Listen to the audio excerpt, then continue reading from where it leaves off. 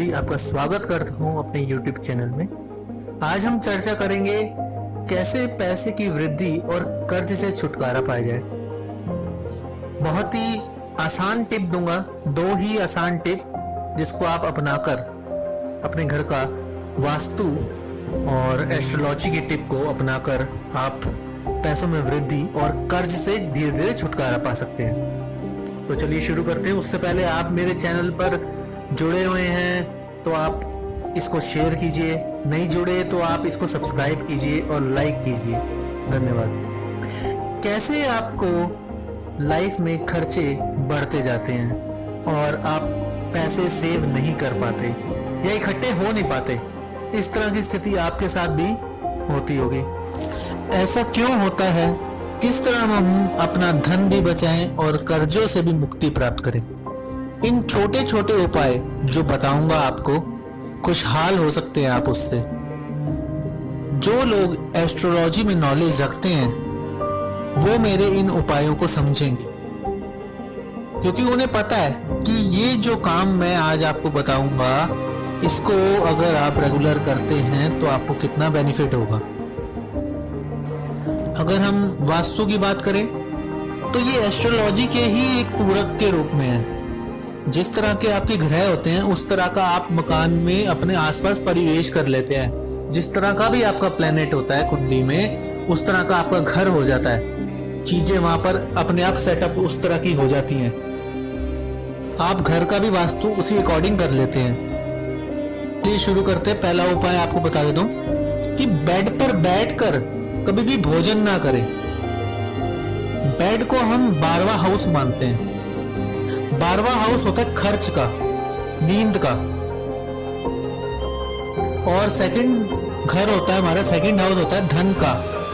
ये धन का स्थान होता है और धन को अगर खर्च के साथ मिला दे तो आपके पास कुछ बचेगा ही नहीं। वैसे नियम के हिसाब से तो खाना नीचे जमीन पर बैठ के खाना चाहिए, क्योंकि जमीन यानी कि 4th हाउस, जमीन पर बैठ के खाना चाहिए। अगर पॉसिबल ना हो तो आप अपने टेबल, डाइनिंग रूम, वहां सब बैठकर आप खा सकते हैं। इसके साथ ही आप कोशिश हमेशा कीजिए कि जब भी भोजन करें कम से कम आप घर वालों के साथ मिल बैठकर खाएं। उससे क्या है, आपकी खुशहाली बढ़ेगी, घर में तरक्की मिलेगी। और दूसरी चीज है मेरी, एक तो बता दिया कि भोजन बेड पर बैठकर नहीं करना है। सेकंड है कि वास्तु पुरुष के हिसाब से, आपके घर में वास्तु पुरुष के हिसाब से देखें तो उनका सर होता है नॉर्थ ईस्ट और पैर होते हैं साउथ वेस्ट। और वास्तु पुरुष स्वयं भगवान विष्णु का ही रूप है। अगर आप घर में भगवान विष्णु की फोटो लगाते हैं जिसमें लक्ष्मी उनके चरण दबा रही है तो भी आपको बहुत बेनिफिट मिलेगा। लक्ष्मी विष्णु जी के चरणों के पास ही रहती है। विष्णु जी के चरण यानी कि साउथ वेस्ट का स्थान, साउथ वेस्ट के स्थान पर आप अगर लक्ष्मी जी का चित्र जो विष्णु जी के पैरों को दबा रही हैं उनको लगाते हैं तो आपको बहुत ही बेनिफिट मिलेगा।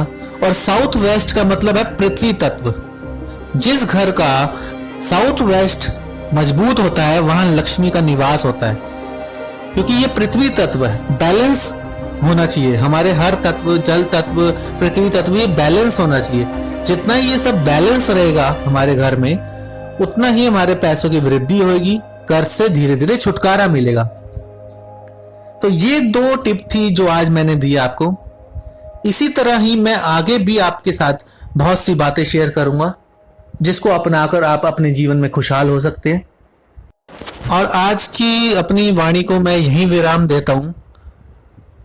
आप इस चैनल को लाइक, शेयर एंड सब्सक्राइब जरूर कीजिए और अपने साथियों को भी बोले कि इस चैनल के साथ जुड़े। Thank you.